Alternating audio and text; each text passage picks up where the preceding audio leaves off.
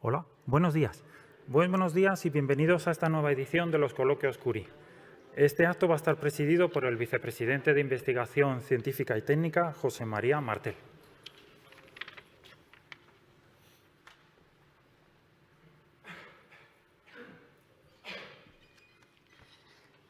Muchas gracias. Es todo un placer presentar el coloquio Marie Sklodowska-Curie, yo no veo que trabajo decir esta palabra, y es un placer por varios motivos. Primero, por el placer de contar aquí con Caterina. Ahora presentará, me imagino, el relator un poco su carrera, y porque va a hablar del sincrotrón ALBA, que yo creo que es una infraestructura científico-técnica singular de un renombre y de un interés científico, pues que no solo para el CSIC, sino para la comunidad científica española, europea, mundial, pues es fundamental. Como siempre, este coloquio que organizáis es todo un placer participar en él, por lo que estaba diciendo hace un momento, por las temáticas que traéis, por los conferenciantes destacados, prestigiosos y por los propios temas que estáis considerando, que siempre pues os llama mucho la atención desde que mandáis el anuncio.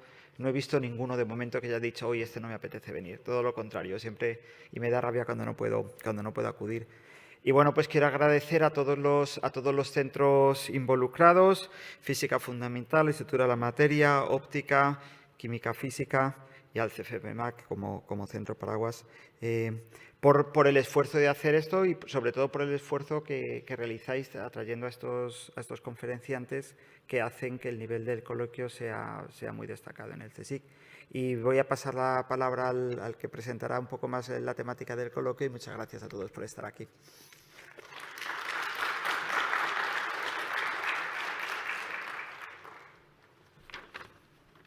Hola, me llamo Javier Renau y, como sabéis, formo parte del comité organizador de los Coloquios Curie, junto a varios compañeros y compañeras de los institutos que ya han nombrado. Queríamos dar las gracias a la presidencia del CSIC, a todo el apoyo que nos da, y muchas gracias a vosotros también por asistir. El CSIC, como institución científica, tiene la necesidad de trasladar a la sociedad los logros científicos que se van alcanzando. Y este es el propósito de estos coloquios: acercar la ciencia a la sociedad mediante conferencias a cargo de científicos y científicas de renombre que nos expliquen los avances de la ciencia más puntera. Hoy se va a hablar de física, del uso de la física fundamental para desarrollar tecnologías que tienen aplicaciones en el día a día y también que sirven para adquirir nuevos conocimientos científicos. Caterina Biscari es profesora de la Universidad Autónoma de Barcelona y la directora del sincrotrón ALBA desde el comienzo de sus experimentos oficiales.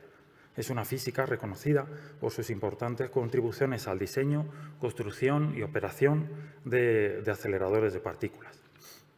Caterina estudió Ciencias Físicas en la Universidad Complutense de Madrid y luego se doctoró en la Universidad de Nápoles. Tras doctorarse, consiguió una beca para trabajar en el CERN y después trabajó en el Instituto Nacional de Física Nuclear de Italia, hasta que se convirtió en la directora del sincrotrón ALBA en el 2012. El sincrotrón ALBA de Barcelona es actualmente una de las instituciones científicas más importantes de Europa, en el que Caterina ha gestionado el inicio y el desarrollo del proyecto como un gran centro internacional de investigación interdisciplinar. Además de dirigir el sincrotrón ALBA, Caterina es miembro de varios equipos asesores de instalaciones de aceleradores de los más importantes del mundo, entre los que están el CERN, el DESI, SLAC y Keck. Y ha hecho contribuciones clave en diferentes proyectos, como el colisionador de electrones y positrones DAFNE del Laboratorio Nacional Frascati en Italia, el proyecto del colisionador lineal internacional CLIC o el sincrotrón para hidroterapia para tratar tumores en Pavia. Por último, es autora de alrededor de 150 publicaciones científicas, es académica de la Sociedad Europea de Física desde el año 2009 y en el 2013 recibió la condecoración oficial de la Orden de la Estrella de Italia, dada por el presidente de la República Italiana. Y ahora le cedo la palabra.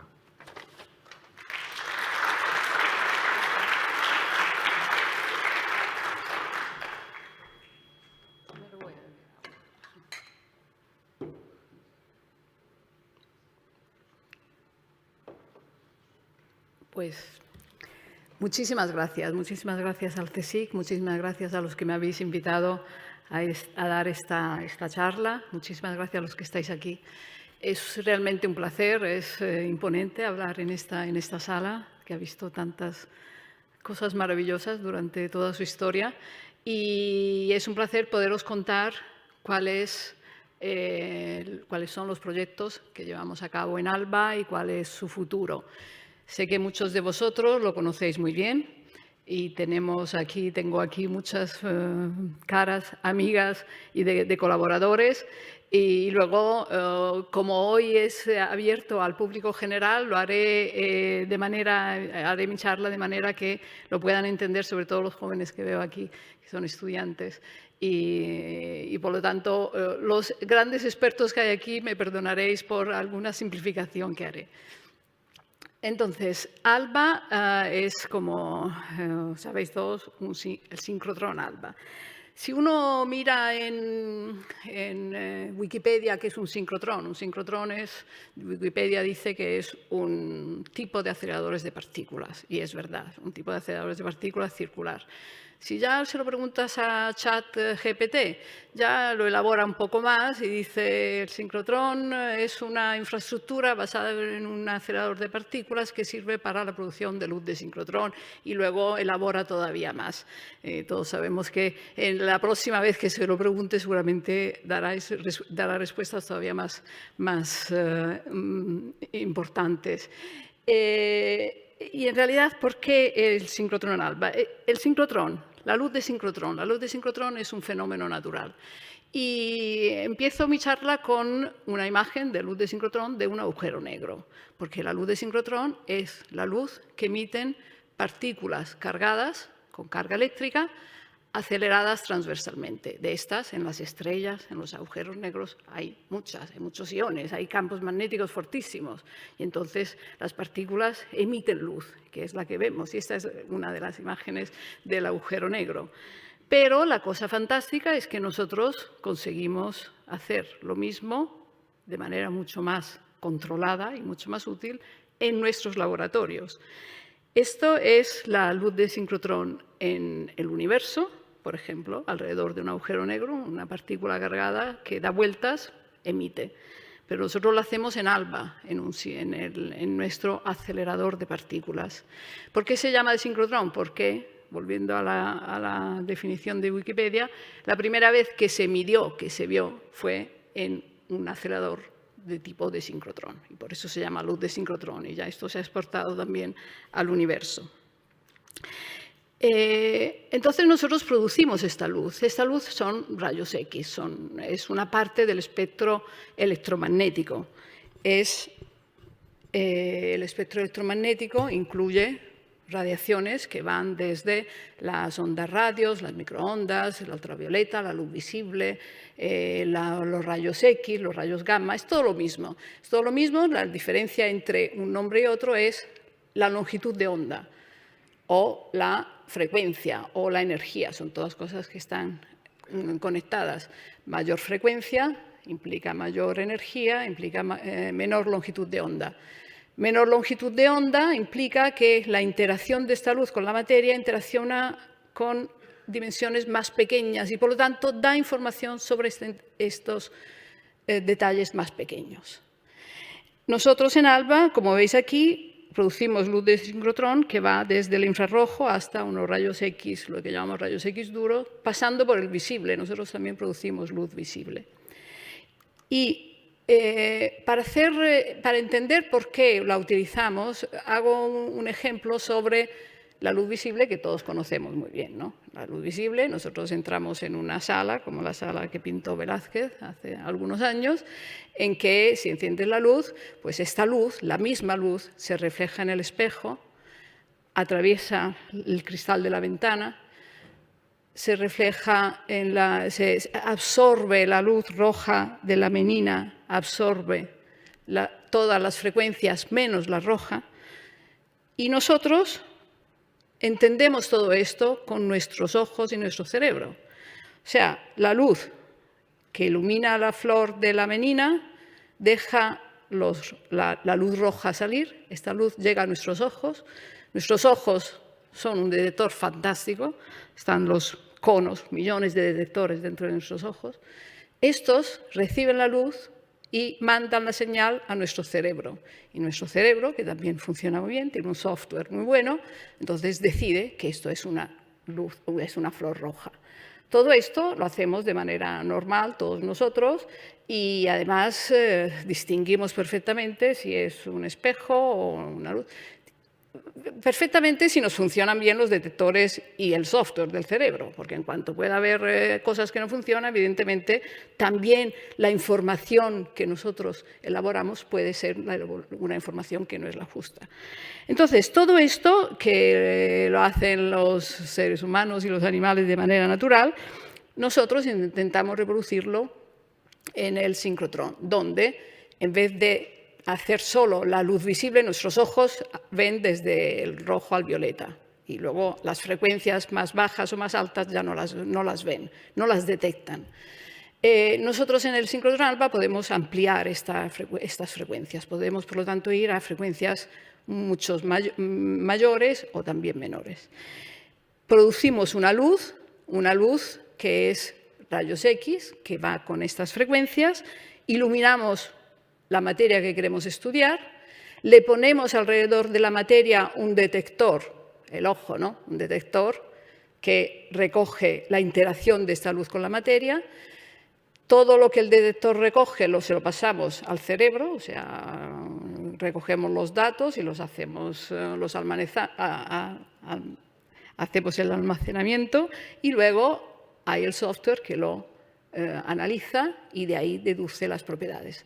Naturalmente, todo esto no es tan inmediato como lo que hacemos con los ojos, pero sí nos da una capacidad de ir mucho más allá de lo que son la capacidad de los ojos humanos o de otros tipos de detectores. Esto no se hace solo con el sincrotrón, hay diferentes instrumentos, pero nos da la capacidad de ver, no solo de ver, sino también nos da información no solo sobre las dimensiones o la posición de los átomos o de las moléculas o de los virus, sino también nos da información sobre la química, cuáles son los elementos químicos. Por lo tanto, es una información mucho más completa también respecto a la que puede hacer el ojo humano.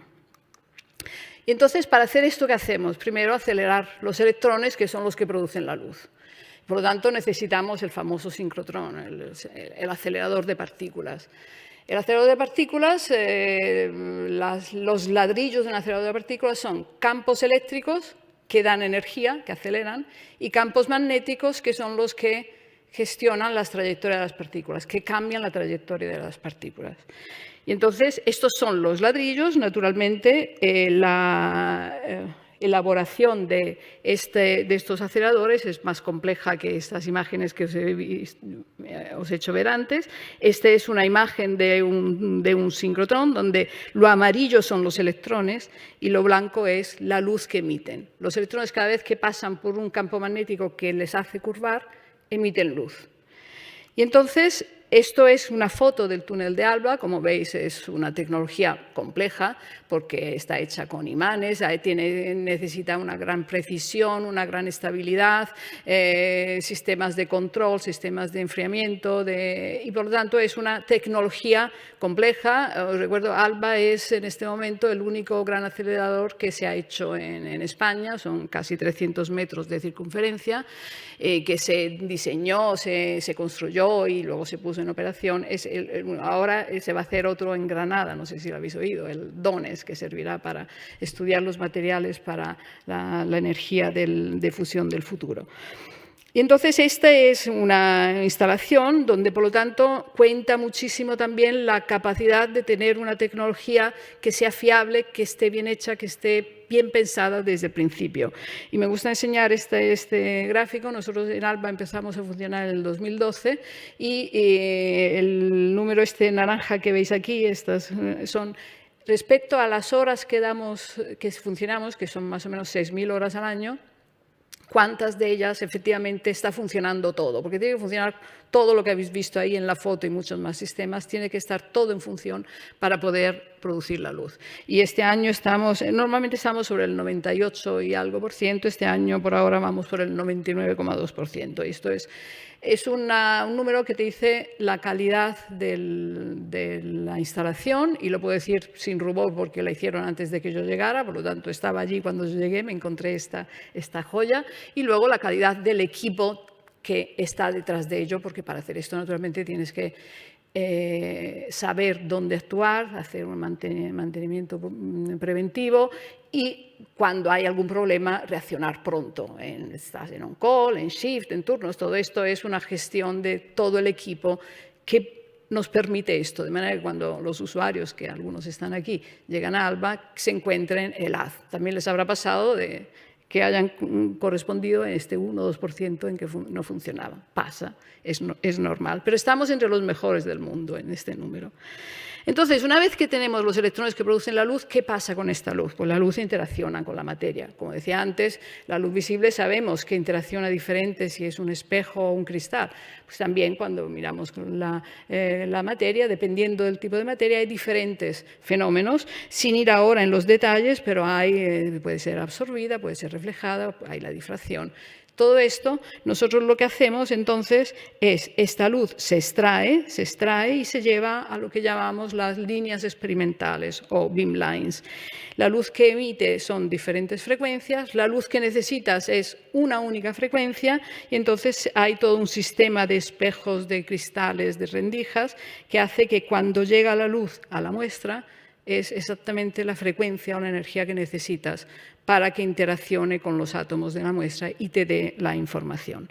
También esto es un dibujo muy simplificado, las líneas son mucho más complejas. O sea, si habéis estado en Alba o si vendréis a Alba, veréis estas líneas son estructuras llenas de cables, de válvulas, de cámaras de vacío, de detectores, y son estructuras cada una a su manera. Y además, cada una dedicada a un tipo de interacción. O sea, así como el ojo consigue entender diferentes tipos de interacción, en el sincrotrón lo que hacemos es, cada interacción tiene su línea particular, especializada en esa interacción.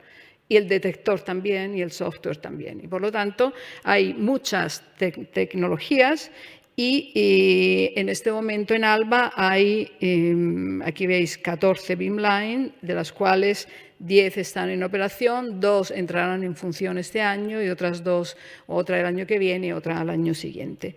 Y estas líneas, por lo tanto, reciben la luz de los electrones de manera continua y trabajan todas a la vez.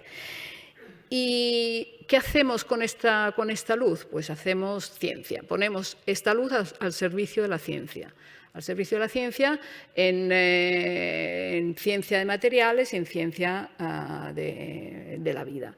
Tenemos nuestra estructura organizativa, está organizada de manera que las líneas pertenecen a una de las 3 secciones científicas: biología, química y ciencias de materiales, electrónica y estructura de la materia.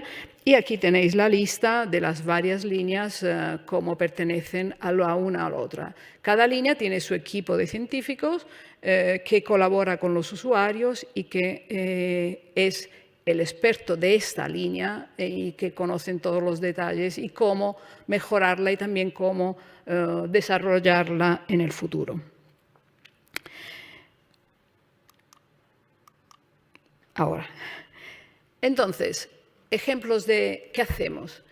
O sea, una parte es evidente que nosotros estamos ahora en un momento en que el hecho de que tenemos que ir a un mundo sostenible para el futuro está asumido por la sociedad, está siendo asumido por los políticos, y sobre todo los científicos lo tenemos naturalmente más que asumido. Entonces, nosotros, ¿cómo contribuimos a esto, a que el mundo del hoy y del mañana sea sostenible?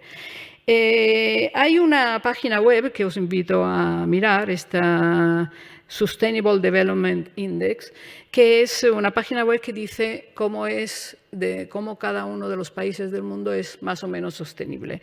La escala va de 0 a 1 El 1 es más sostenible y es el color azul, el 0 hacia los números bajos es menos sostenible y es el color rojo.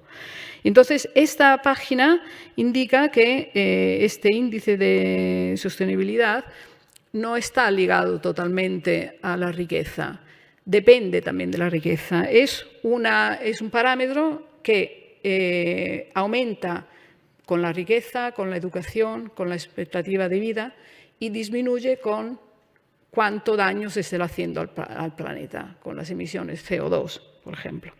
Entonces, si miráis aquí, hay países sostenibles, que son, por ejemplo, el norte de Sudamérica, donde, ¿por qué es azul? Pues porque hay poca actividad que emite CO2. ¿Por qué Estados Unidos, Canadá es rojo? Pues no porque la vida sea corta, sino porque son países que están haciendo daño al planeta en total. Y si veis también esta otra página web que yo uso muchas veces, gapminder.org, que es una página muy interesante donde hay parámetros también históricos de muchos ámbitos de la sociedad, se puede ver que este índice, por ejemplo, cuando llegó aquí la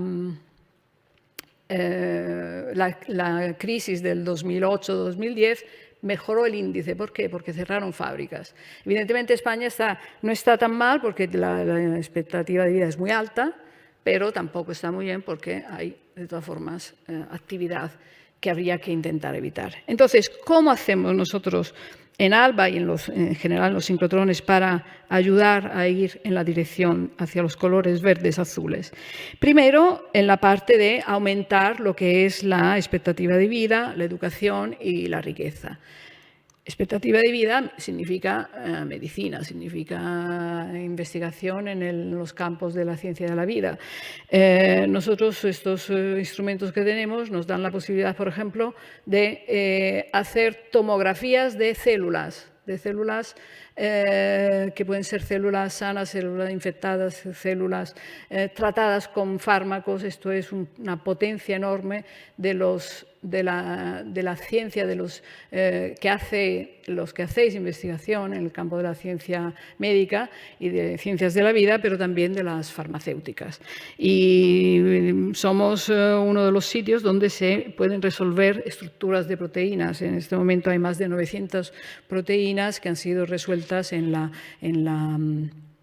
ALBA, en la línea de cristalografía de proteínas. Esto,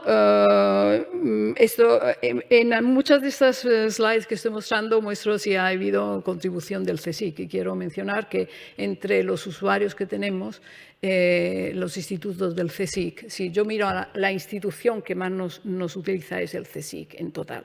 O sea, y también el instituto único que nos utiliza más también es el CSIC, que es el ICMAP, al lado de ALBA en Barcelona. Os quiero mostrar esta imagen, que es la imagen hecha con una célula infectada con el COVID. Cuando hubo en el 2020, cuando nos mandaron todos a casa, nosotros también nos fuimos a casa, pero luego y cerramos todo durante unas semanas, pero luego una empresa farmacológica americana que nos pidió si podíamos poner en marcha una de las líneas para hacer un estudio que estaban haciendo sobre una medicina que servía para el COVID. Y entonces volvimos a poner todo en marcha y luego a partir de eso encendimos ya todo el resto de la estructura. Y se siguen haciendo investigación sobre el COVID porque, naturalmente, ¿por qué pudimos hacerlo? Porque estaban ahí los instrumentos, porque estaban ya preparados. Esto pasó en todo el mundo. O sea, la respuesta de todo el campo científico al COVID fue fantástica porque había los instrumentos y se pusieron, además, en abierto, de manera que la información podía fluir fácilmente. Este es otro de los ejemplos. Estos puntitos azules que veis ahí son virus, el coronavirus.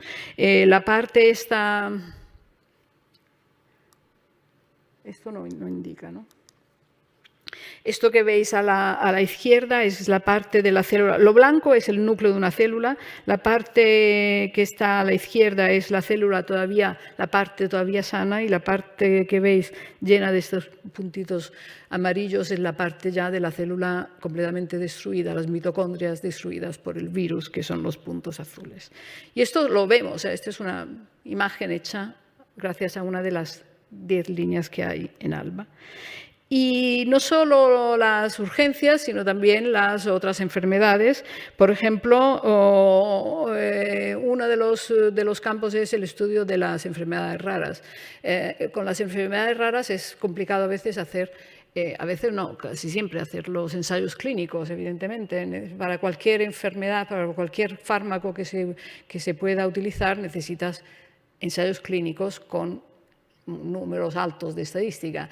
Y en las enfermedades raras esto es más complicado de hacer. Y entonces hay un ejemplo que se está haciendo con un hospital de allí de Barcelona, de la terapia de CRISPR, la terapia génica, donde había diferentes fármacos, había como 10 fármacos que estaban ensayando. Entonces se vio cuál era el efecto de los fármacos en la célula, se vio que algunos no hacían efecto. Entonces ya esos se eliminan de lo que es hacer el ensayo clínico. Hay que hacerlo de todas formas, pero ya focalizas mejor cuál es la... Así que ganas tiempo, ganas naturalmente también inversión.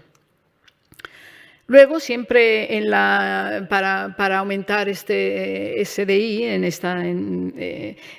en la parte del aumento del índice de sostenibilidad, la alimentación, evidentemente. La alimentación en nuestro país, en nuestra parte del mundo donde no hay problemas de alimentación, sino los problemas a lo mejor de encontrar el sabor mejor o de los problemas más bien de obesidad, pero hay países donde es complicado también crecer las plantas y visto también los tiempos que se avecinan, los tiempos de sequía, pues es importante también optimizar lo que es la agricultura. Entonces hay una línea de investigación que va también en ese sentido, de ver cómo optimizar la agricultura. Este ejemplo que muestro aquí es, por ejemplo, cómo optimizar la aportación de selenio dentro de del grano. Y en el mismo sentido, en el mismo tipo de experimento se ha utilizado para estudiar, esto es interesante, la NASA está haciendo ensayos para la futura base lunar. Y entonces están creciendo plantas en suelo lunar, y quieren ver cuáles son las características de esta planta, porque el suelo lunar tiene muchos materiales, muchos metales pesados. Entonces, para ver si es tóxico o no, no tanto para crecer plantas para luego el consumo, sino también para limpiar el aire. Entonces, en una colaboración con la NASA, estamos utilizando el mismo método para estudiar este tipo de plantas. Y luego, otra parte importante es la educación. La educación, por lo tanto, nosotros somos un centro de formación de estudiantes de diferentes niveles, empezando por estudiantes de FP, luego de másters, naturalmente de doctorado, y luego tenemos programas de divulgación. Este es uno de ellos, por ejemplo, o sea, participar a esto hace parte también de lo que tiene que hacer ALBA para explicar a la sociedad lo que es la ciencia. Tenemos un proyecto que a lo mejor alguno de vosotros conoce, y si no os invito a mirar lo que es Misión ALBA, que es un proyecto dedicado a todas las escuelas de España para niños de 9 y 10 años que se conectan, hay un programa, se conectan con el sincrotrón y hacen unos experimentos, y luego alguno de ellos viene también a visitarnos. Y luego participamos también a lo que es la ciencia fundamental. Tenemos una de las líneas en colaboración con la European Space Agency para preparación de los espejos que eran montados en el telescopio Athena, que es una misión que se mandarán al espacio de aquí a 10 años. Y nosotros hemos construido una línea, veis ahí la foto. Por lo tanto, participaremos también en el estudio, aunque no directamente, no iremos sobre el satélite, pero sí los elementos que están en el satélite serán montados gracias a la posibilidad de alinearlos con los rayos X de ALBA. Y luego tenemos que, otra parte importante también, naturalmente, es la parte de disminuir todo lo que lleva hacia la zona roja. Y aquí hay muchísima actividad. Debo decir que lo que os puedo contar hoy es muy limitado respecto a todo lo que se hace, pero era para daros imágenes. Uno de los temas principales, naturalmente, es la energía. La energía, la producción de energía, las baterías, el almacenamiento de energía, el transporte. Hay una gran actividad con el estudio de baterías. Aquí hay centros del CSIC directamente implicados. Tenemos una colaboración con un centro del CSIC. Hemos creado un laboratorio de baterías que es financiado por el CSIC con un grant que le dieron al ICMAB y al Centro de Valencia. Y es un laboratorio que lo utilizarán los científicos que obtuvieron el grant, pero también abierto a todos los usuarios. Y las baterías, evidentemente, el litio, todos nosotros vivimos conectados a nuestras baterías de litio, y el litio no es infinito, es importante desarrollar baterías que estén basadas en otros materiales. Aquí hay ejemplos de baterías hechas basadas en calcio o en sodio. Entre el momento en que se hace el experimento y el momento en que la batería estará disponible, pasarán años, pero si no haces este experimento no llegas nunca. Entonces, esto es importante, que haya lo que llamamos el TRL bajo, el Technical Readiness Level bajo, de donde sale luego la investigación que llega luego a la aplicación final. El medio ambiente, evidentemente, otro tema esencial para la sostenibilidad del planeta y para asegurar el futuro, son el desarrollo de nuevos catálisis para tener combustibles limpios, lo que son estas plantas que pueden almacenar energía en sus raíces, y otros elementos como lo de las bacterias que puedan comerse el PET, que está en todos nuestros océanos. Y no solo océanos, se midió, por ejemplo, siempre en ALBA, la cantidad de microplásticos en los lagos de los Andes. O sea, en los lagos de los Andes hay microplásticos. Y se hizo un experimento en ALBA midiendo esto. Y luego las tecnologías nuevas, todo lo que es la tecnología cuántica, los supercomputadores cuánticos, las memorias, tener la posibilidad de almacenar datos. Sabemos todos que los datos aumentarán en lo que se dice en inglés de data deluge, la avalancha de datos que nos espera. Necesitamos que estos datos se puedan almacenar en elementos cada vez más pequeños y más sostenibles y más fáciles de construir y con mayores vida media. Y entonces hay toda una parte de los materiales de nuevas tecnologías, los materiales 2D, el grafeno, etcétera. Esto os he dado una imagen de algunos de los experimentos. Y ahora os cuento un poco qué es ALBA. ALBA es una institución pública. Es una institución pública financiada por el Gobierno español y la Generalitat de Cataluña 50%. Por lo tanto, somos una infraestructura que es de todos. Y somos financiados por fondos nacionales, tenemos también algunos proyectos europeos, pero la mayor parte de la financiación es nacional. Lo que sí somos es internacionales, no solo en el staff que trabaja en ALBA, donde hay más o menos un 25 o 28%, pero también en los usuarios y en las colaboraciones. Nuestros usuarios, ¿quiénes son? Muchos están aquí y es un placer verlos hoy desde aquí. Nuestros usuarios son sobre todo académicos, usuarios que vienen a ALBA a través de convocatorias competitivas. Abrimos convocatorias 2 veces al año. Aquí tenéis un historial de las convocatorias desde el 2012 a ahora. Al principio hacíamos solo una convocatoria al año, cuando todavía funcionábamos menos, y luego ya pasamos a 2 convocatorias.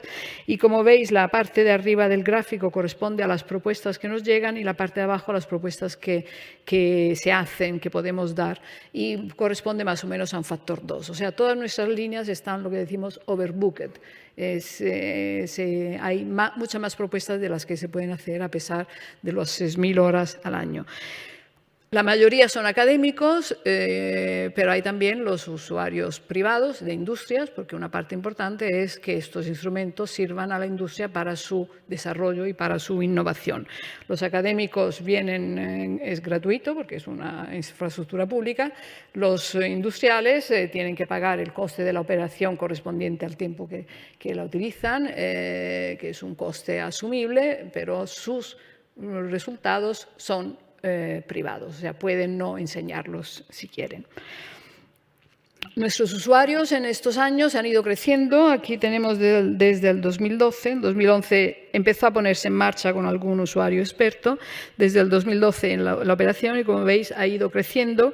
Hay una caída evidentemente en el 2020 en que tuvimos que parar durante un tiempo, y luego las visitas de usuarios se limitaron.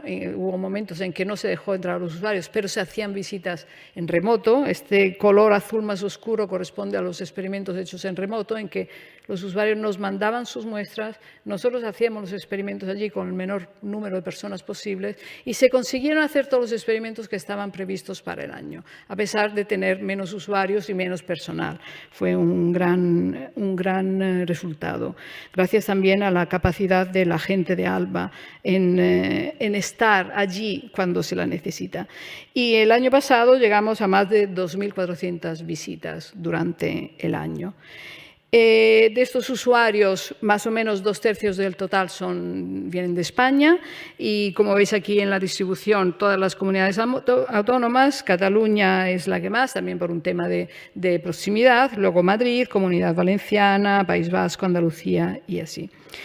Y luego los otros usuarios, el otro tercio más o menos, viene de fuera de España, es sobre todo europea. Los países que más nos utilizan son Alemania, Francia, Italia, y UK y Portugal. Pero nos han llegado propuestas de casi 50 países. O sea, ALBA está... hay algunas de las líneas que tenemos que son muy particulares y que están muy demandadas también por países donde hay otros sincrotrones. Los usuarios industriales cubren muchos ámbitos. El que más nos utiliza, como veis aquí en la parte derecha, el amarillo es la farmacéutica. Os he contado antes la importancia de estas líneas, de esos instrumentos para la farmacéutica. Y de estos, 55% hemos servido más de 75 compañías y 55% son españolas. Esto es muy importante. O sea, cuando empezó ALBA, la palabra sincrotrón a la industria le sonaba algo muy raro. Ahora hay industrias españolas que nos utilizan para su desarrollo. Y se han hecho más de 500 experimentos industriales en este periodo. Y aquí hay ejemplos sobre lo que hace la industria de la farmacéutica o la industria de medio ambiente. Y hay, por ejemplo, la producción de baterías de BASF que nos utilizó para mejorar sus baterías de litio. Tenemos muchas colaboraciones nacionales, internacionales. Sobre todo quiero mencionar LIPS. LIPS es la Liga of European Accelerator Based Photon Sources. Están todos los sincrotrones y free electron lasers de Europa, que son casi 20 facilities. Y nosotros desde ALBA hemos sido uno de los sincrotrones de las instituciones que ha creado LIPS. Ahora LIPS es una gran colaboración entre las facilities, pero sobre todo también ha abierto puertas a los usuarios de los varios países para poderse mover aún mejor de lo que ya lo hacían a través de colaboraciones y de proyectos europeos en común. Los números más o menos los he ido mencionando, naturalmente los números de experimentos, las publicaciones, el número de usuarios. Ahora estamos casi a 7.000 usuarios en nuestro database. Cuando ALBA se aprobó en el 2003, había 200 personas en España que usaban sincrotrones. Cuando entró en marcha en el 2012 eran 600 y ahora son casi 7.000. Y finalmente el futuro. ¿Cuál es el futuro de ALBA? ALBA, habéis visto, llevó 10 años desde el momento de la aprobación hasta la operación, casi 10 años. Lleva 10 años funcionando y ahora tenemos que pensar qué va a pasar de aquí a otros 10 años. Y entonces nuestra idea es, nuestra propuesta en la que estamos trabajando es aumentar la capacidad, las capacidades de ALBA en el futuro para mejorar la posibilidad analítica de los instrumentos y aumentar también el tipo de instrumentos. Y en esto quiero mencionar que ahora ALBA no es solo un sincrotrón que produce rayos X, sino que también hay un centro de microscopía avanzada, lo que llamamos JEMCA, Joint Electron Microscope Center at ALBA. Y la J es muy importante porque Joint significa que no es propiedad de ALBA, del consorcio de ALBA, sino que es propiedad de diferentes institutos que han unido fuerzas para que luego el instrumento esté allí al lado de ALBA, como veis aquí, en una zona cercana a las líneas, y es un instrumento complementario a lo que son las líneas de luz de ALBA. Y esto ha sido financiado con fondos FEDER y luego con instituciones catalanas, entre las cuales hay varias que son del CSIC. ¿Por qué es importante tener también esto? Porque así como la luz interacciona con la materia, también los electrones interaccionan con la materia. Nosotros en ALBA los electrones los utilizamos para producir la luz. Los electrones no los utilizamos directamente.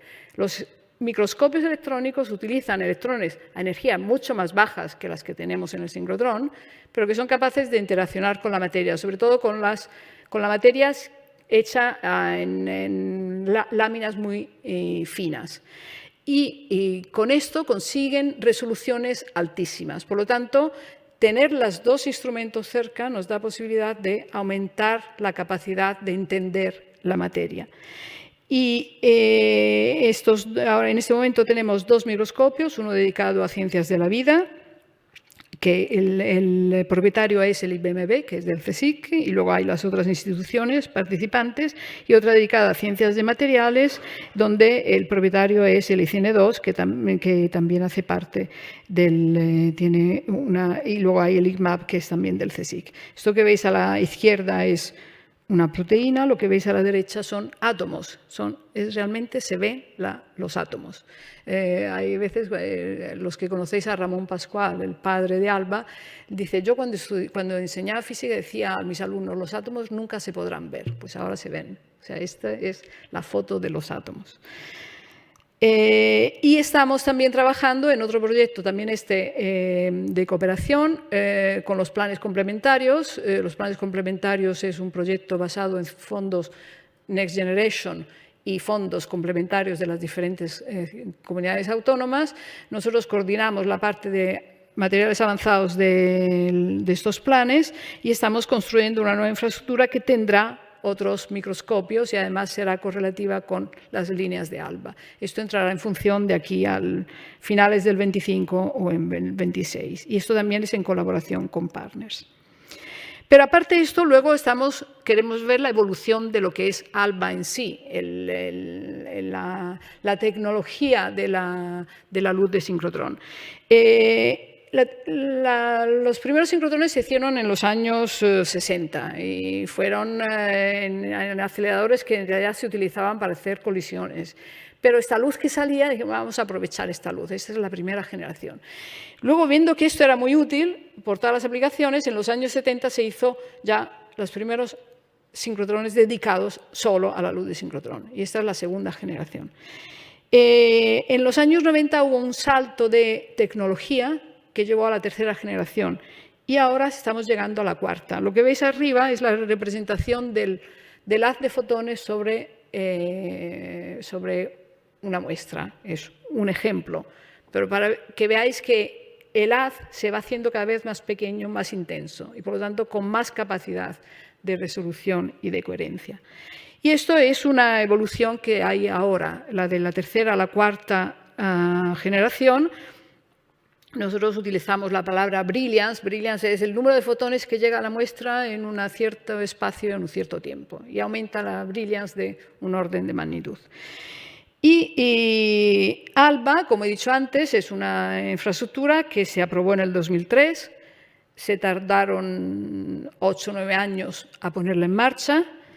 Llevamos desde 2012 en operación y tenemos que pensar qué va a pasar en el 2030. Y esto va a ser ALBA 2. Estamos ahora en el momento del diseño de ALBA 2, del proyecto nuevo de ALBA, que es ALBA 2. Y la idea es que se ponga en función a partir del 2031, ya como cuarta generación. Y con esto aseguramos también el futuro de ALBA por otros 20 años, por eso está el 2050. ¿Qué estamos haciendo? Antes que nada hay que cambiar el acelerador. El acelerador, o sea, el cambio de tecnología es sobre todo un cambio de acelerador. Estamos diseñando los nuevos arcos del acelerador. Estos son imágenes de la parte, los arcos implica partiendo incluso de los llamados los girders, las bases que tienen que ser.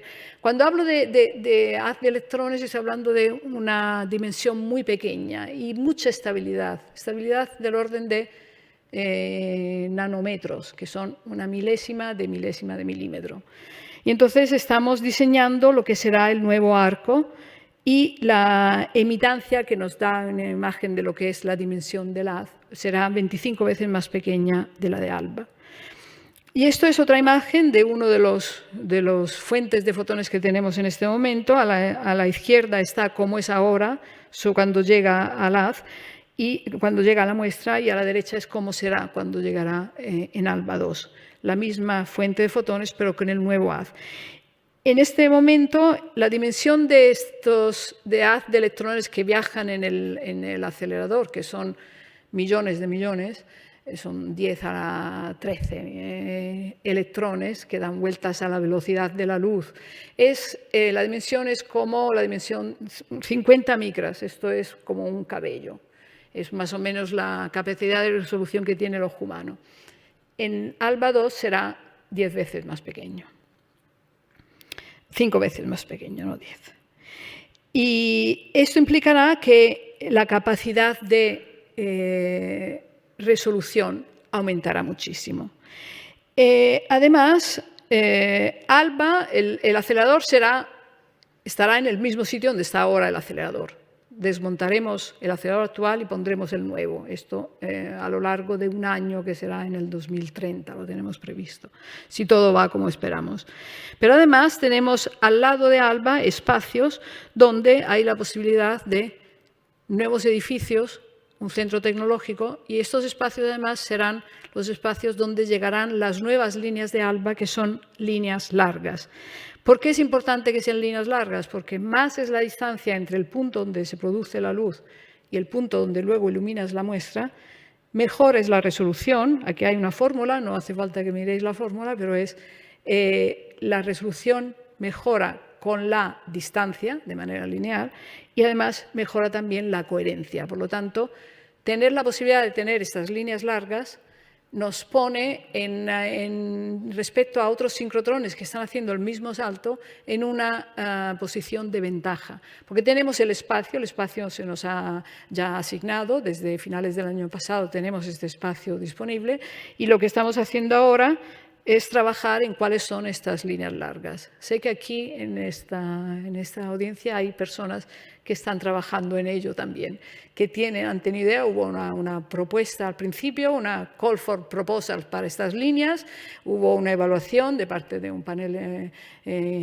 externo y ahora hay 3 equipos trabajando en 3 propuestas diferentes que serán evaluadas durante el mes de junio y julio para tomar una decisión de cómo serán estas líneas de aquí para poder empezar a construirlas para que estén en función dentro de casi 10 años. Y por lo tanto, ALBA 2 dará mayores capacidades analíticas, pero luego también queremos desarrollar lo que llamamos multimodal, esto que os he dicho antes de los microscopios junto con la luz de sincrotrón. Queremos desarrollar más esto, queremos que otras instituciones puedan también participar en el espacio que hay allí para ALBA. Son 40.000 metros cuadrados, de los cuales ALBA 2 utilizará 10.000. Los otros 30.000 están abiertos a propuestas y estamos ya hablando con grupos que están interesados en poder construir allí un instituto que esté ligado a lo que se hace en ALBA y en ALBA 2. Esta es el timeline, así como lo vemos ahora. Empezamos a estudiar, a hacer el diseño en el 21. Tuvimos una primera financiación hasta ahora hemos tenido 18 millones de financiación para hacer una línea nueva, no de estas largas, una de las que va dentro, pero que ya está diseñada para ALBA 2. Y luego lo otro es para prototipaje del acelerador. Estos dibujos que veis aquí, esto se está haciendo gracias a fondos de la Next Generation. Estamos negociando la financiación total del proyecto. Esto todavía no está totalmente aprobado, pero estamos trabajando con las dos administraciones. Y la idea es llegar con ALBA en operación hasta el 2029, mientras hacemos el diseño, toda la construcción de los varios módulos, y luego, en un único año, desmontar el acelerador, montar el acelerador nuevo, hacer los cambios que se necesiten para en el 2031 volverlo a poner en marcha. Se necesitarán meses, si no un año, para que todo funcione otra vez. Como habéis visto de las imágenes que os he mandado, estas cosas que se diseñan y se montan, luego hay que ir corrigiendo hasta que ya funcionan del todo y para eso se necesita tiempo. Y la idea es que ALBA 2 esté en plena función en el 2032. Y con esto acabo. Acabo con una frase de Einstein que dice: lo más increíble de este universo es que sea comprensible. O sea, está dominado por leyes de la naturaleza que son comprensibles y que además nosotros comprendemos. O sea, esto es fantástico y es lo que nos lleva a amar la ciencia como la amamos. Gracias.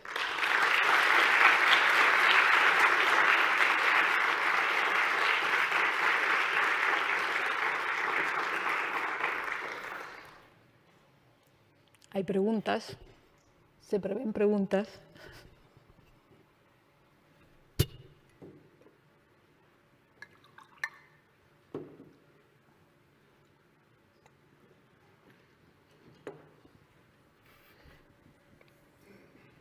Muchas gracias, Caterina. Una conferencia estupenda y es muy alentador ver que no solo el presente es fantástico, pero que el futuro es todavía más fantástico y eso anima mucho. Yo te quería preguntar un poco que nos dieras tu opinión de experta comparando la luz de sincrotrón con la luz del Free Electron Laser. ¿Cómo ves la convivencia en los próximos 10 años, sobre todo en Europa? Pero cómo van a coexistir, qué complementariedades, competencias, etcétera. ¿Cómo lo ves? Sí. Gracias. El Free Electron Laser, para los que no sois muy expertos, es otro tipo de instrumento donde también es basado en el mismo principio, en el sentido de que se aceleran electrones, pero en vez de acelerarlos en un anillo, se aceleran en un LINAC. Y de esa manera se consigue hacer que al final, cuando interaccionan con los campos magnéticos, el haz de fotones que sale es un haz de fotones muy intenso y sobre todo también muy corto. O sea, el haz de sincrotrón está hecho por paquetitos. Estos paquetitos tienen una longitud de picosegundos. Allí se va a órdenes de grandezas mucho más pequeños. Esto implica que cuando iluminas la materia, mientras que aquí haces como una foto, allí puedes hacer vídeos y por lo tanto puedes hacer vídeos de procesos dinámicos. Entonces es un tipo de instalación. Hay menos que sincrotrones. En Europa hay uno en Hamburgo, que es un sincrotrón, es un FEL internacional. Luego hay en Suiza, en Trieste y algunos otros pequeños. Es un tipo de experimentos que complementa mucho de lo que se hace en los sincrotrones por esta capacidad de ver la dinámica, sobre todo de los procesos, por ejemplo, también en los temas de los catalíticos, las reacciones químicas, ver en el tiempo cómo evolucionan. yo creo que seguirán coexistiendo. La diferencia una de las diferencias principales en el sincrotrón, habéis visto, nosotros tenemos 10, 14 líneas, hay sincrotrones que tienen 40 líneas, donde haces todos los experimentos a la vez, por lo tanto, con una gran productividad. El FEL, como es un haz que se acelera y llega a la muestra, la luz producida por el haz, por cada electrón solo a una muestra, entonces es mucho menos productivo porque puedes hacer al máximo un experimento a la vez o puedes ir pasando el haz del uno al otro, pero no puedes hacer muchos a la vez. Y por lo tanto, también el coste del experimento en el Free Electron Laser respecto al experimento en el sincrotrón es mucho mayor. Se necesitan, pero no creo que puedan sustituir a los sincrotrones, sobre todo ahora en esta nueva generación donde las capacidades son cada vez mayores, los detectores más rápidos y por lo tanto hay posibilidades que van complementando a los Free Electron Lasers. Y luego hay estos Free Electron Lasers necesitan la longitud del acelerador lineal, dependiendo de la energía, puede ir de algunos centenares de metros a kilómetros, como es el caso del Free Electron Laser, por lo tanto se necesitan bien estructuras muy grandes. Y luego necesitas también muchos centenares de metros donde el haz interacciona con los campos magnéticos, por lo tanto son muy largas. Para la parte del acelerador lineal hay nuevas tecnologías, que es la Plasma Acceleration. La Plasma Acceleration te permite acelerar en espacios mucho más cortos. En el sincrotrón no sirve porque hay un punto donde el haz se acelera cada vez que pierde energía, se le vuelve a dar energía. Y por lo tanto, la Plasma Acceleration no sirve en los sincrotrones, pero en los aceleradores lineales sí. Y entonces ahí puedes ir a aceleradores mucho más cortos y por lo tanto abre la posibilidad de que haya más instituciones que puedan a lo mejor permitirse estos compact Free Electron Laser. Yo creo que el futuro de los Free Electron Lasers tiene que ir hacia los Free Electron Laser compactos, que son más económicos y por lo tanto más también flexibles desde el punto de vista de la financiación en centros más pequeños, porque ahora en Hamburgo hay del European Electric FEL, en América están haciendo el segundo Gran FEL en SLAC, el CLS, pero son cosas enormes y además muy costosas. Y seguramente la Plasma Acceleration puede ayudar en ese sentido y seguirán coexistiendo. Esto es lo que yo creo.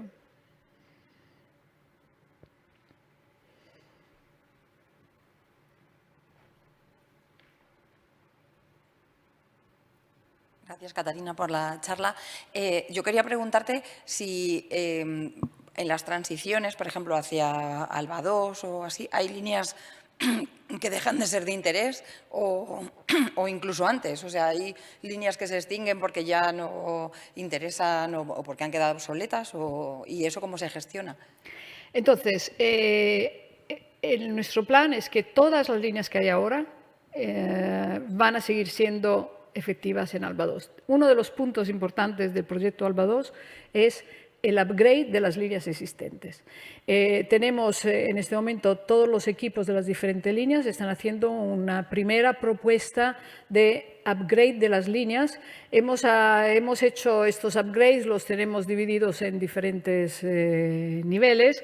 Uno, lo que se necesitaría ahora para que no sea obsoleta las líneas mientras tanto, y ahí hay poco que hacer porque muchas de ellas son nuevas, pero hay algunas donde, por ejemplo, estamos cambiando la de cristalografía de proteínas, ahora instalaremos un nuevo detector, porque el detector de hace 10 años ya es obsoleto. Entonces, hay algunas cosas que se van haciendo ahora siempre en vista de ALBA 2, luego hay algunas cosas que hay que hacer sí o sí para ALBA 2, para que las líneas sigan funcionando, y luego hay los upgrades de fase 4, como los hemos llamado, que serán para hacerlas todavía más fantásticas de lo que son. Pero las líneas se mantendrán todas. Algunas de ellas habrá que realinearlas porque la geometría del sincrotrón es en el mismo túnel, pero hay algunos puntos que van cambiando porque los campos magnéticos que curvan la trayectoria son diferentes y por lo tanto algunas necesitarán una pequeña necesitará ser realineada y esto hace parte también de lo que tendremos que hacer durante este año de desinstalación, instalación y alineamiento de todas las estructuras. Pero todas tienen planes para seguir siendo absolutamente competitivas cuando empiece ALBA 2. Incluso la de infrared, que es la que es más, donde hay más dudas porque se ha visto en otros sincrotrones que puede haber complicaciones, pero hay un plan también para la de infrared, la de infrarrojo.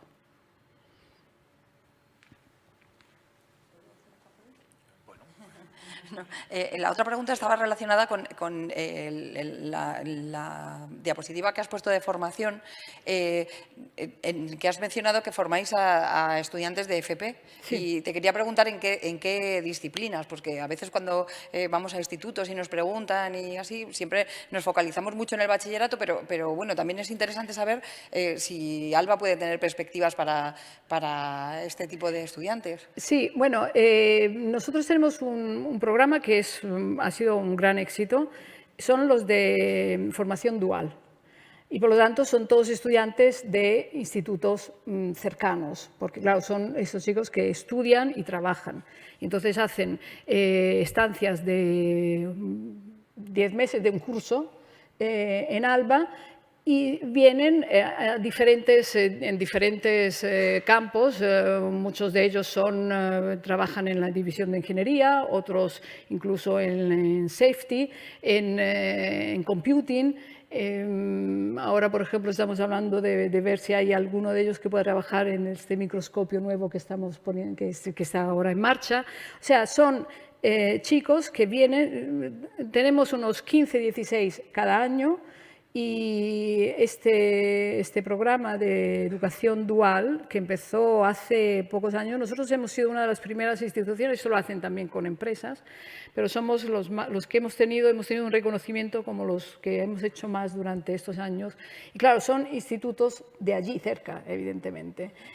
Luego, sin embargo, y también incluso los estudiantes de grado, ahora tenemos abierta la convocatoria para los estudiantes de universidad o de másters, pero lo normal es que vengan de universidades cercanas. A los de grado les damos una beca, pero no es una beca para poder vivir en Barcelona con los alquileres de Barcelona, es una beca para los que ya están allí.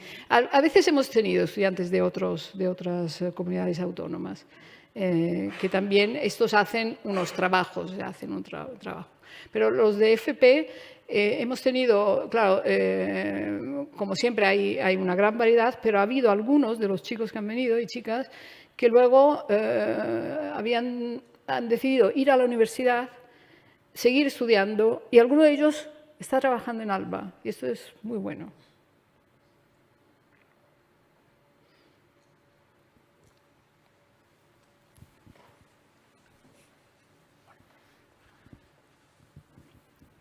Hola, quería hacer un comentario sobre la conocida frase que has puesto, ¿no? De que de Einstein, lo más incomprensible sobre el universo es que es comprensible.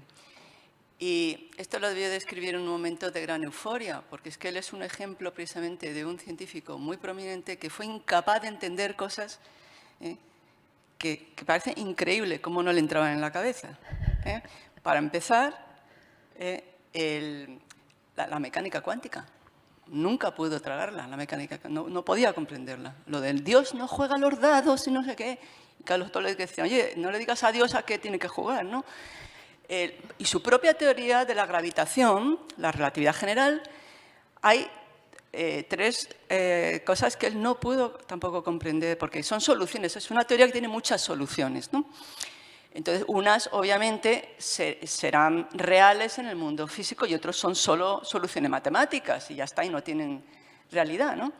Bueno, pues a él le parecía imposible que el universo se expandiera, que eran partes de eso. Hay soluciones, ¿no?, en su teoría de que el universo se expande. Y fue, bueno, él totalmente rechazó esta idea de forma feroz, además.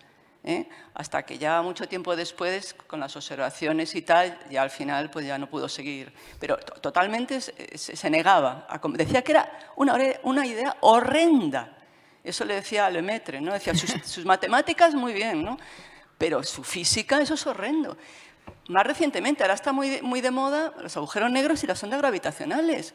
Los agujeros negros, lo único que dijo Einstein, porque también son soluciones de su teoría, lo único que dijo por escrito, y no sé si algo hablando, no lo sé, pero por escrito, lo único, en el año 39, en un artículo de una revista de matemáticas, lo único que dijo es que yo no creo que eso exista en el mundo real.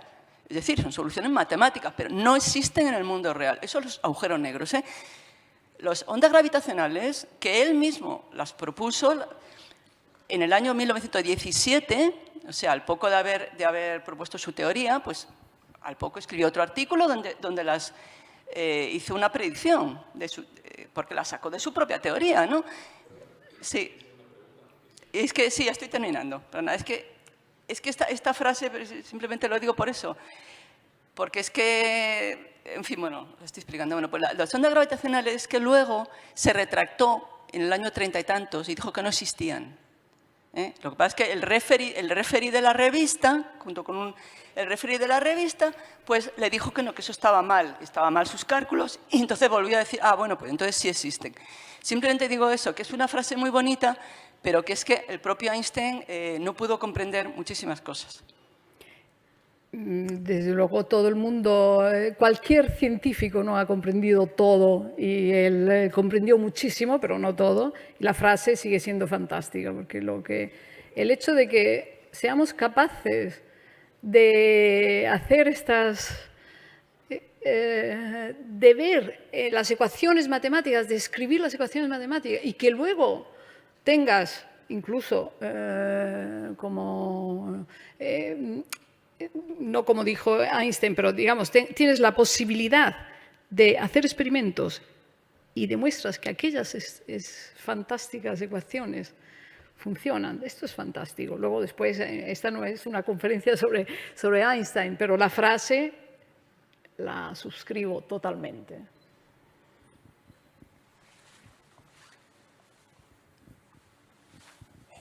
No sé si por aquí. ¿Alguien levantó aquí la mano antes? Buenos días, Caterina. En realidad mi pregunta ya ha sido hecha por esta compañera, pero aprovecho, ya que tengo el micrófono, ¿cuál es la situación de Shaira? Tú eres uno de los que vio. Shaira tiene que entrar en función este año. ¿Okay?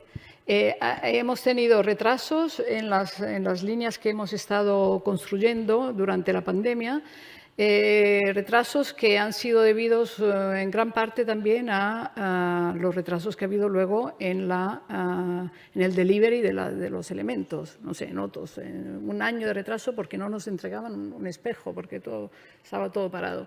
Y Shaira ha tenido retrasos también, pero este año están haciendo commissioning en Shaira. Ya tienes los espectros en Shaira, tenemos el detector, todavía estamos terminando la parte de la estación experimental y me encantaría verte allí cuando la abramos. Se lo diré a Judith.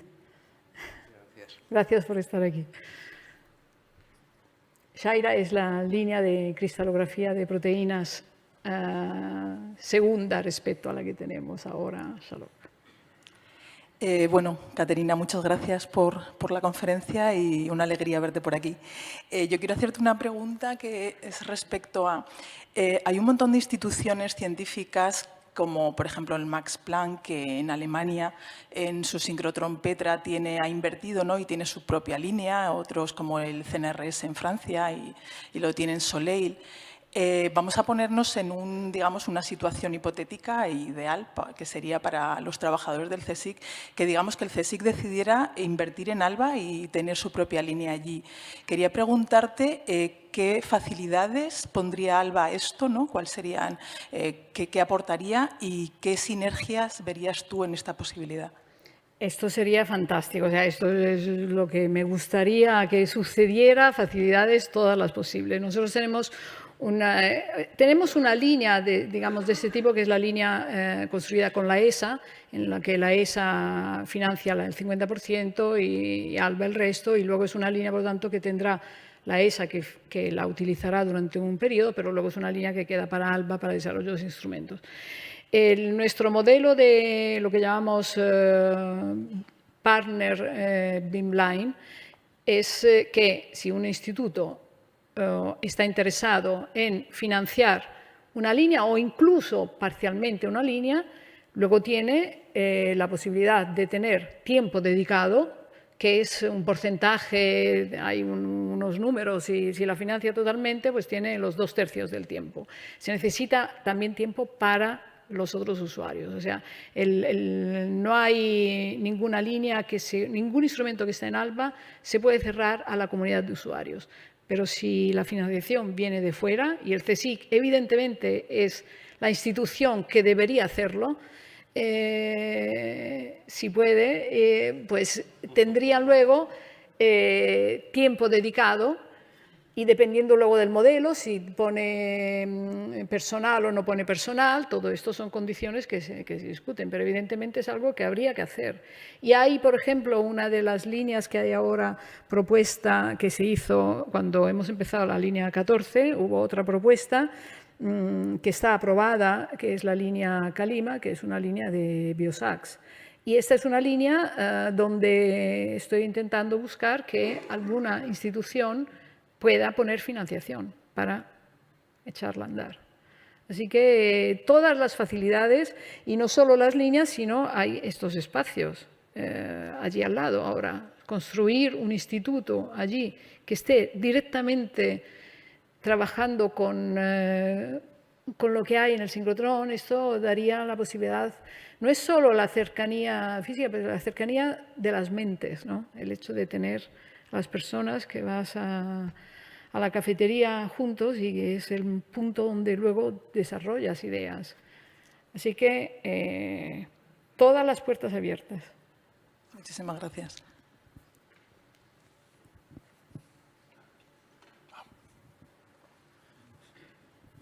Gracias. Quería preguntarte sobre vuestro trabajo a la hora de mejorar el índice de desarrollo sostenible. ¿Esto es algo que se da o en el propio diseño de vuestro plan de trabajo esto es como vuestra misión? Nuestra misión es mejorar el SDI y entonces vamos a hacer todo en esta línea, o simplemente de lo que hacéis resulta que se mejora el SDI. Así como es, o sea, en este momento esto es una manera de presentarlo, pero es natural. O sea, lo que hacemos, nuestra misión sobre todo son los grandes challenges que hay en España y en Europa. Estamos alineados con cuáles son las líneas de investigación principales. O sea, nosotros cuando abrimos la convocatoria para las propuestas no ponemos límites al tipo de propuestas y aceptamos todas, y todas las que estén por encima de una cierta calidad, ¿no? las que están evaluadas positivamente. Pero lo que sí hacemos es que nuestros científicos sí tienen que estar alineados con las que son las estrategias científicas de ALBA. Nuestros científicos hacen in-house, todos ellos en colaboración con otras instituciones. Entonces, esto sí, o sea, donde ponemos nuestros recursos, que sean este tipo de investigación. Pero hay muchas otras, por ejemplo, investigación de patrimonio cultural. Hoy ha salido una noticia en ALBA, si vais a la web, se ha estudiado el material con que se han construido unos edificios en Honduras construidos por los mayas, que tienen han resistido el paso de los tiempos con unas características fantásticas.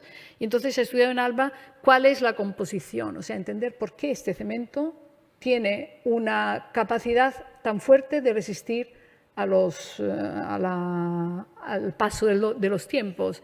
Y esta es una investigación que no está dentro de nuestras prioridades, pero está ahí. Luego, al final, a lo mejor de ahí sale un desarrollo de un nuevo cemento que coge nuestro querido Miguel Ángel Aranda, y gracias a este estudio de patrimonio cultural luego puedes desarrollar algo para los edificios del futuro.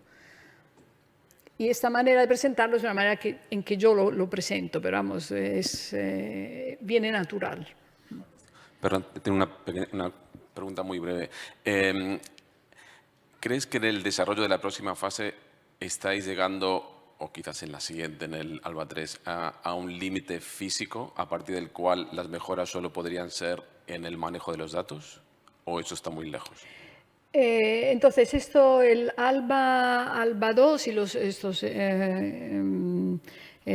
sincrotrones de cuarta generación están llegando a lo que es el Diffraction Limited Storage Ring.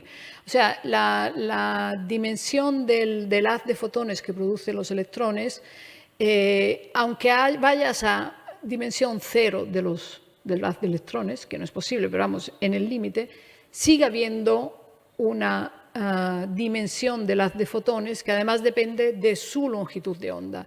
Y ese límite no lo puedes sobrepasar. O sea, desde el punto de vista de esto, no lo puedes sobrepasar.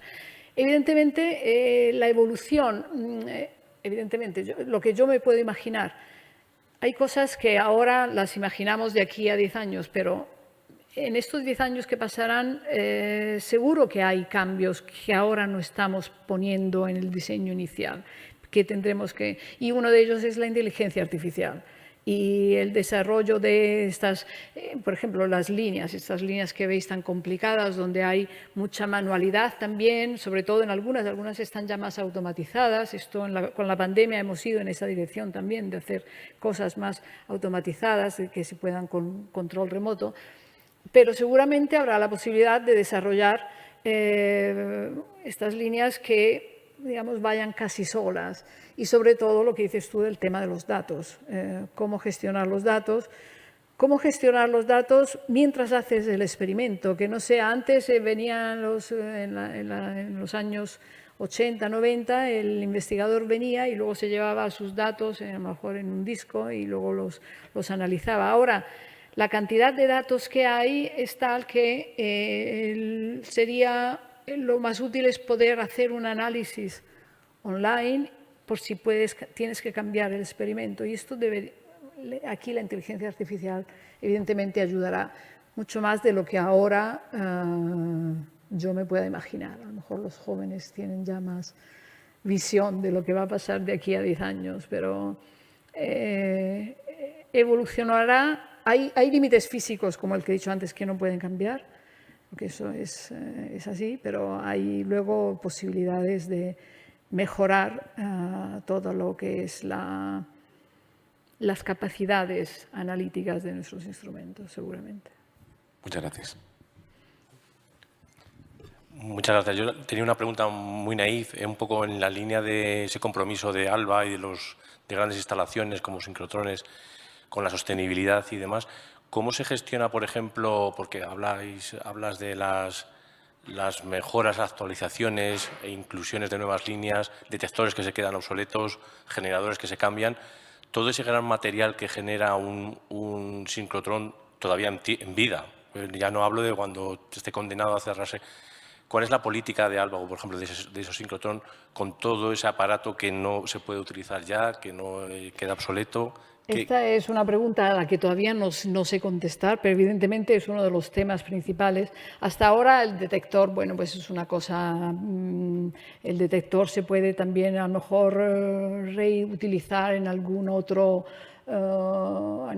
línea o algún experimento, pero el problema principal es qué haremos con el sincrotrón de ahora, cuando lo desinstalamos, qué hacemos con este material. O sea, esto es uno de los puntos que estamos trabajando para encontrar una solución que hacer con este material. Y otra parte importante, naturalmente, es también el consumo de energía. Como podéis imaginar, la energía, el coste de la energía en estos últimos meses así, pues es un poco una de nuestras pesadillas. Pero aparte del coste, que esperemos que sea más circunstancial, es evidente que tenemos que ir a consumir menos energía en general, incluida la nueva infraestructura. La nueva infraestructura será mucho más potente desde el punto de vista de la capacidad, pero no consumirá más energía. Aparte, evidentemente, los nuevos edificios serán edificios todos construidos con criterios de sostenibilidad, pero también el acelerador, que es el que más consume, consume por una parte por los imanes y por otra parte por las cavidades de radiofrecuencia. Las cavidades de radiofrecuencia cambiaremos el método de impulsarlos por solid state amplifiers que consumen menos. Y los imanes, este cambio de tecnología lleva a imanes que son menos potentes, están más distribuidos, pero con menos campos magnéticos y por lo tanto se consume menos también ahí. Al final no cambiará mucho porque de todas formas alargaremos y por lo tanto cualquier cosa que pongas consumirá, pero estamos haciendo todo el proyecto con la máxima atención a mantener una sostenibilidad desde el punto de vista del consumo. ¿Sí?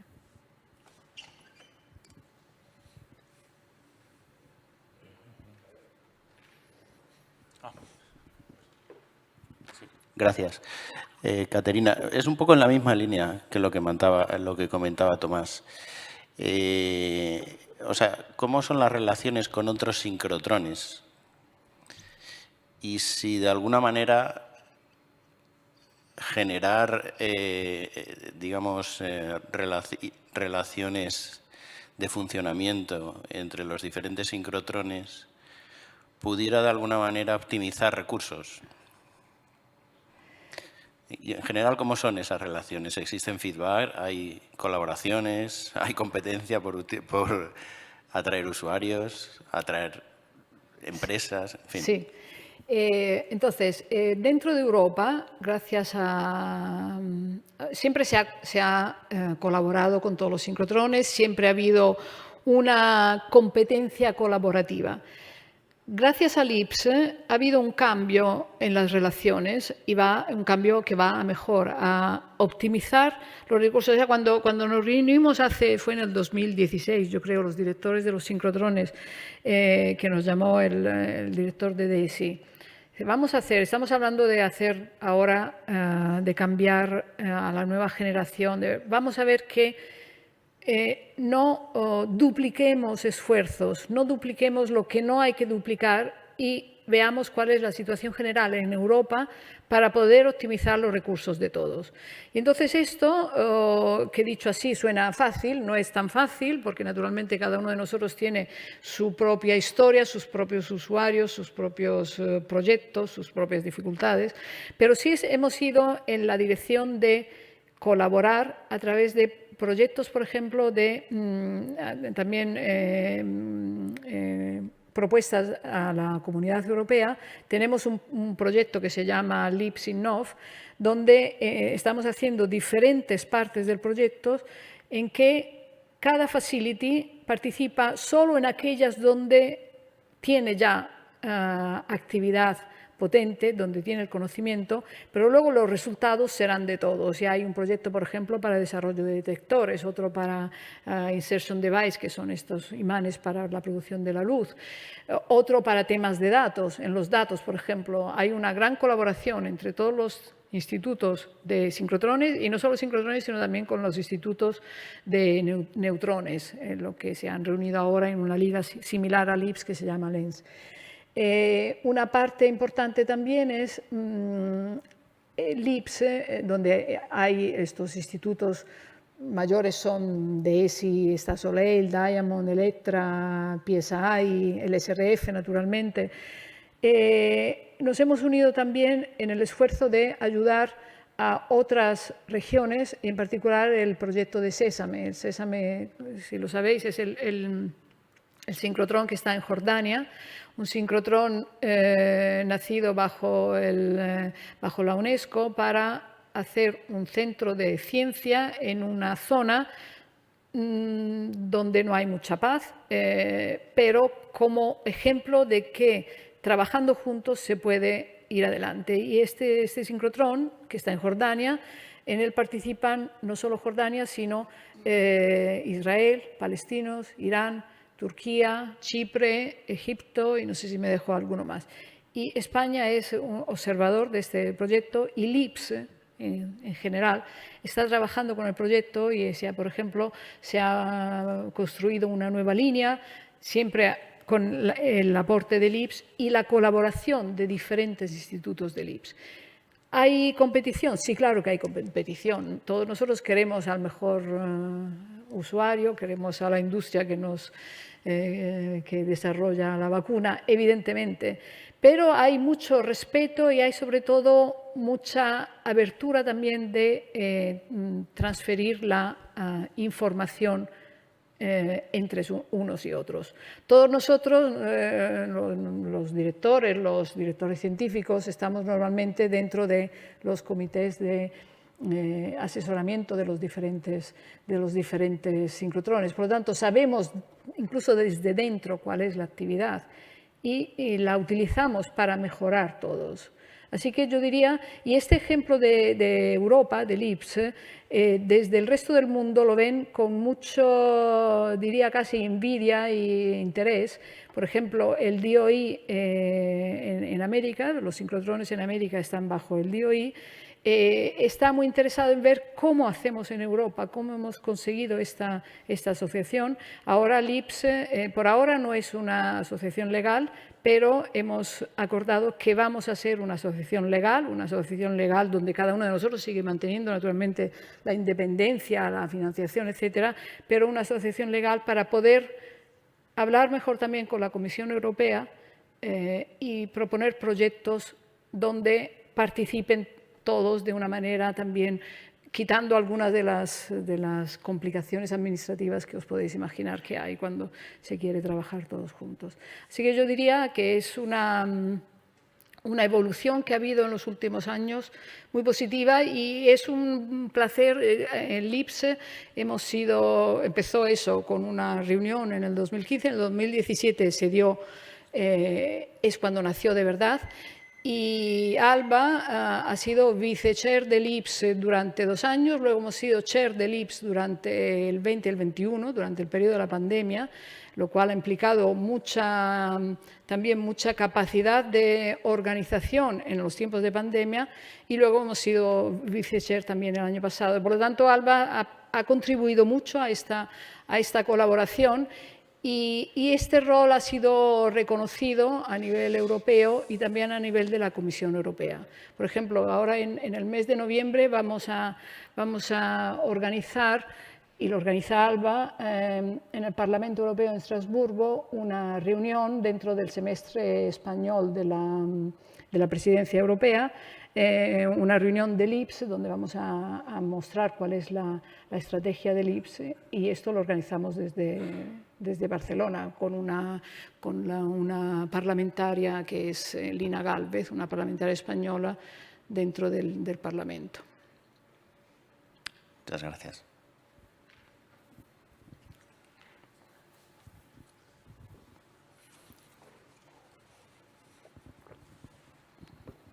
Bueno, muchas gracias por la conferencia.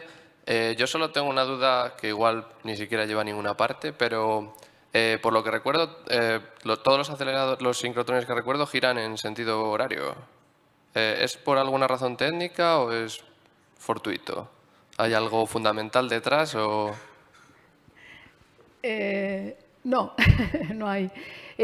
Tú dices los dos que hay en Alba, porque en Alba hay un LINAC, luego hay un primer acelerador que gira en sentido horario y el segundo, donde evidentemente tiene que seguir girando en el mismo sitio porque saca los electrones de uno y los inyectas en el otro y sigue girando en la misma dirección. No hay ningún motivo, podría ser al revés, es una cuestión geométrica, si queréis, donde empieza el haz. Pero hay aceleradores, por ejemplo, si tienes colisionadores, donde tienes un haz que gira en un sentido y el otro gira en el otro. El LHC. El LHC es un sincrotrón como tipo de acelerador y allí giran los protones en un sentido y los protones del otro haz en el sentido contrario. Sí, vale. Bueno, yo es que conocía el SRF y simplemente por la dirección en la que salen las líneas, cada una de las líneas me había resultado curioso, sin más. Sí, no sé, efectivamente, ahora que me haces pensar, la mayoría de los sincrotrones así giran en ese sentido, pero no hay ninguna ninguna motivación técnica por ello. Puede ser una cuestión histórica, no sé. Muchas gracias.